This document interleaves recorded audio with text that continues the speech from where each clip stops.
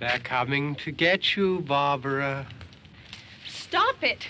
You're ignorant. They're coming for you, Barbara. Stop it. You're acting like a child. They're coming for you. Look, there comes one of them now. He'll hear you. Here he comes now. I'm getting out of here. Johnny.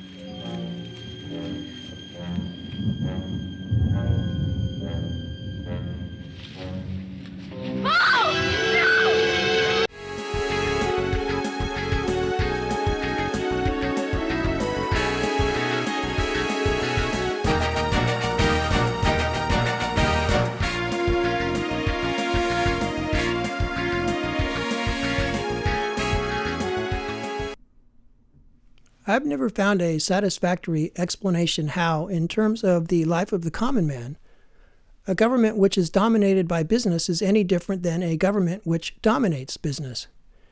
It seems to me that there isn't any difference, that the public is screwed either way. As a result, labels such as capitalism and communism are not at all helpful in analyzing the practical relationship between the citizen and the government. To do this, it is more helpful to start with the features of the relationship. That said, let's start with an old label. Feudalism is the name of the system of government which predominated in medieval times. Under this system, noble people such as lords and barons held land granted by the king in exchange for military service. In turn, the lands were managed by vassals and were tended to by the peasants. The peasants were required to pay taxes in exchange for the military protection from the nobles. The European feudal system also included merchants and craftsmen as well as moneylenders.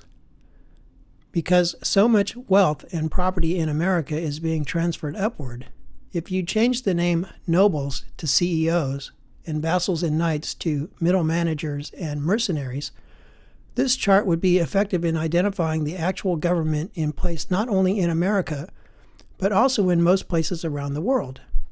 I mention this because it appears that with every passing day, life gets better for the rich and worse for the working man, and no church is the source of any salvation. This is the opposite of the American ideal. The Founding Fathers were influenced by John Locke. One of the core tenets of Locke's political philosophy concerned the nature of property. His ideas on this topic continue to be debated. Suffice it to say that it is a fundamental thesis of his philosophy and of American democracy that the people have the right to own property. Thomas Jefferson wrote the Declaration of Independence in consultation with the other Founding Fathers. Jefferson was influenced by Locke, but he was more greatly influenced by ancient Greek philosophy. The Founding Fathers argued over the iteration of man's unalienable rights, which included life, liberty, and property. Jefferson's view prevailed, and the iteration became the now familiar life, liberty, and the pursuit of happiness. By the pursuit of happiness, Jefferson did not mean some kind of temporal pleasure or hedonism. Instead, it is a reference to a life lived in virtue, which is happiness in its essence. Now, one could argue that this is pretty much what Locke meant by property, in that a man who leads a good life will acquire the property necessary to live that life. But that's another topic. It is noteworthy that Locke's locution is expressly preserved in the Fifth Amendment, which provides that no person shall be deprived of life, liberty, or property without due process of law. In any event, private ownership of property is a fundamental right of American democracy. The American dream has always been that if you work hard, you can buy your own land. However, these days, this dream is becoming increasingly unattainable for most, and for no reason more complicated than that the rich are greedy. Of course, this is not bad in and of itself. The problem is that the rich cheat and lie and steal, and because they own the government and the banks, they can get away with it. This is the backdrop to the madness on American streets. The hoi polloi are rioting, the police and government officials are on their knees, and there is a concerted effort to erase history, as if such virtue signaling will purify the people of sins of which they're not even guilty. This is not unlike what takes place when America liberates foreign countries. Nor is life in such places very different from the feudal model. In Iraq, for example, there are a few people who live in relative security behind walls, and then there is everyone else living in deprivation and misery. The point being that America is in a state of shock. Look, I know you're afraid. I'm afraid too. But we have to try to board the house up together. Now, I'm going to board up the windows and the doors. Do you understand? We'll be all right here. We'll be all right here until someone comes to rescue us. But we'll have to work together. You'll have to help me. Now, I want you to go in and get some wood so I can board the place up. Do you understand? Okay? Okay? We had 3 years of a bogus investigation whether Trump is a Russian agent. This was wrapped in constant chatter that he's stupid, incompetent, corrupt, and racist. When that investigation failed, we had a bogus impeachment led by the same people who lied that Trump colluded with the Russians to deprive Hillary Clinton of her rightful place on the throne of history. Even before the vote on the impeachment, news spread of a new virus from China.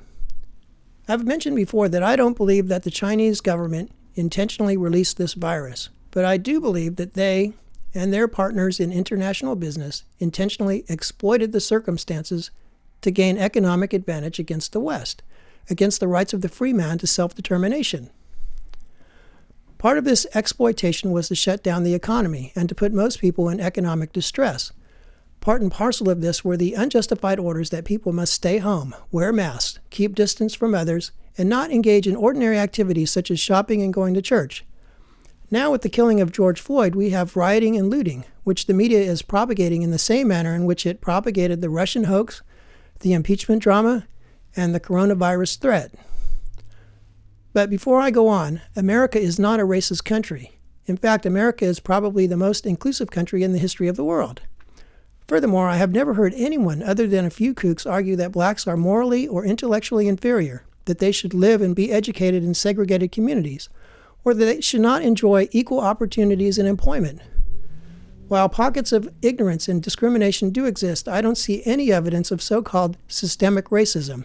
What I see is an economic opportunity to exploit blacks as victims, and I believe that if Brother Malcolm were alive, he would be horrified by this industry.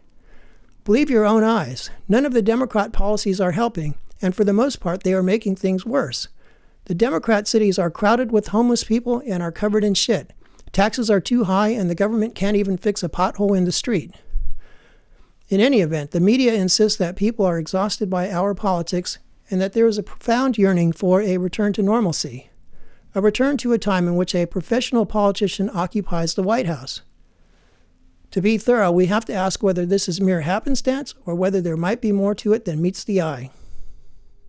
After World War II, the CIA compiled what the OSS had learned about psychological warfare after using then modern psychological studies in the fight against the Axis powers.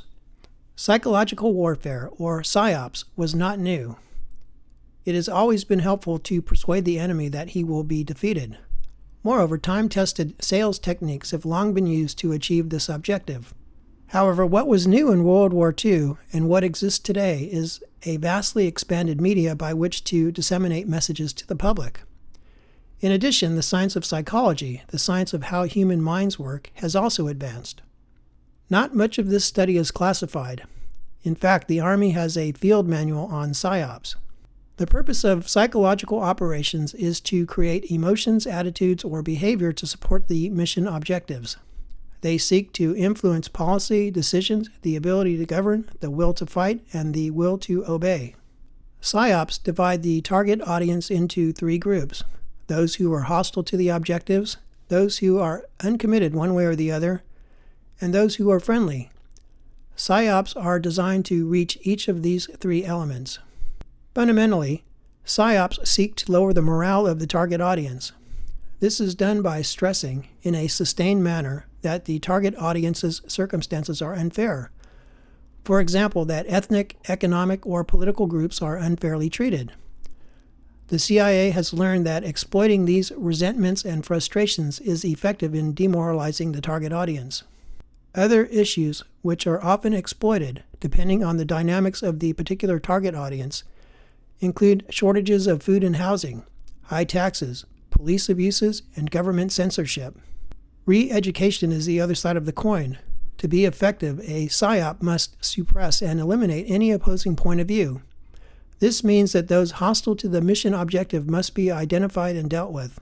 An important component of the re-education process is that the transmission of the messaging through the various media must be relentless. In terms of the re-education process, the CIA found that when people are living in times of mass emotion, they are especially defenseless against mass suggestion. The key is to repeat a few simple slogans day in and day out, and through every form of media. This is actually a form of hypnosis. The CIA found that a few simple themes is more effective than a large number of overly subtle or complicated messages.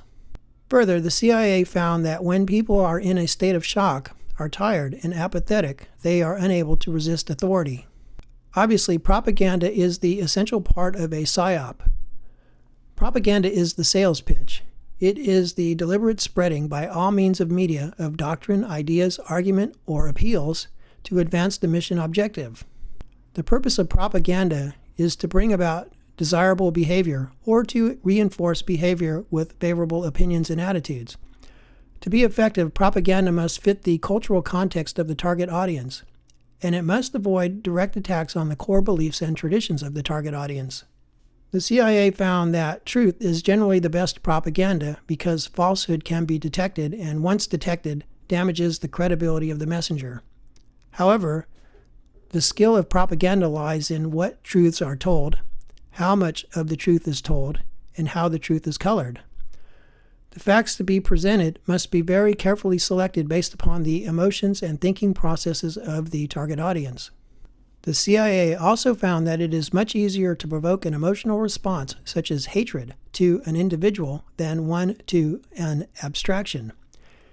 It is much easier to get people to hate a person than an idea.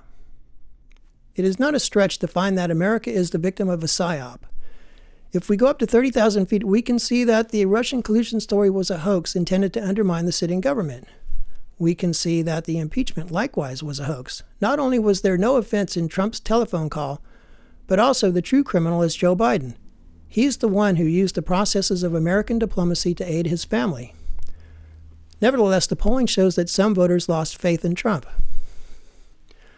We can see that the coronavirus is largely a hoax.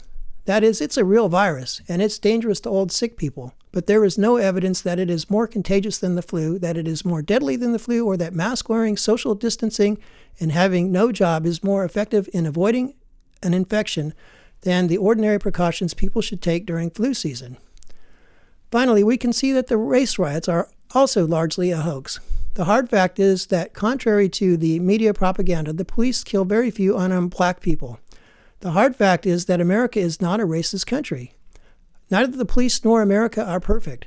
Nothing human is. However, the answer lies in improvement, not in destruction, in the truth, the whole truth, not in lies or half-truths.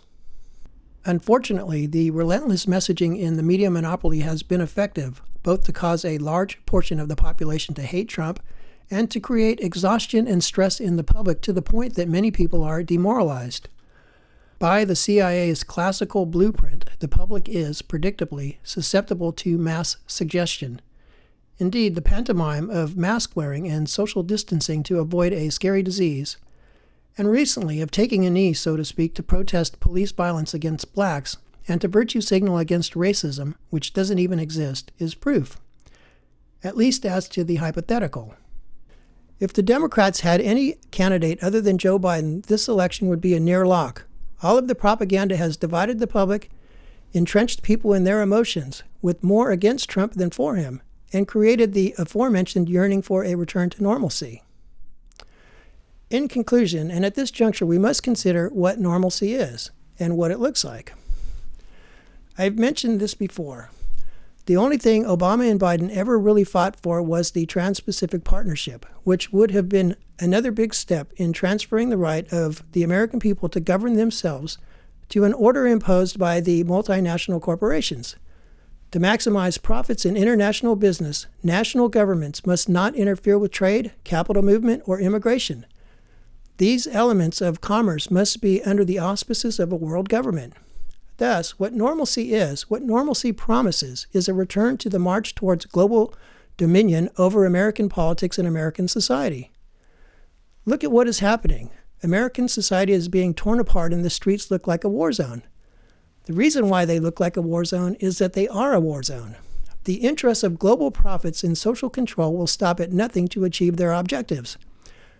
They have very effectively turned the American people into pawns against themselves. This is a very complex situation. This is exactly the kind of situation for which the Constitution was drafted. People in current times always believe themselves smarter than their ancestors, but the fact is that people have been intelligent for a long time.